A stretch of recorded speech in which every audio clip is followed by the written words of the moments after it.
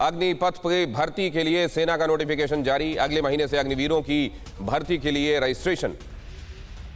जुलाई से अग्निपथ योजना के तहत भर्ती प्रक्रिया शुरू होगी। भारतीय सेना ने अपनी वेबसाइट पर जारी किया नोटिफिकेशन।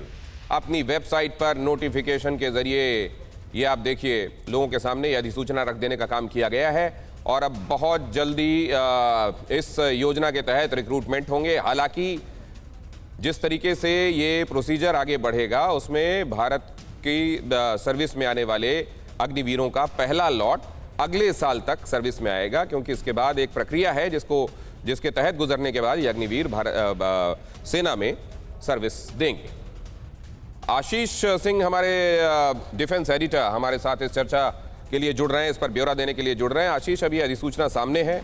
दूसरे, आपने जब उनसे पूछा था तो कैटेगोरिकली चीफ ने यह कहा था कि 2023 में ही ये अग्निवीर सर्विस के लिए सामने आएंगे। एक तरफ ये विरोध प्रदर्शन, दूसरी तरफ ये प्रक्रिया, आपका अपडेट।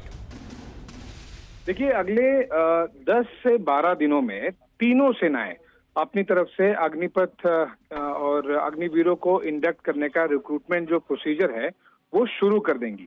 और मुझे लगता है कि नेवी और एयरफोर्स में तो इस साल ही पहला अग्निवीर दोनों सेनाओं में हो जाएगा और आर्मी में भी मुझे लग रहा है दिसंबर या फिर जनवरी तक में पहला अग्निवीर इंडियन आर्मी में भी आ जाएगा। तो जो प्रोसीजर है, जो हम दर्शकों को रिक्रूटमेंट स्कीम की डिटेल्स भी दिखा रहे हैं, नोटिफिकेशन इंडियन आर्मी की रिक्रूटमेंट वेबसाइट पर लॉन्च कर दिया गया है।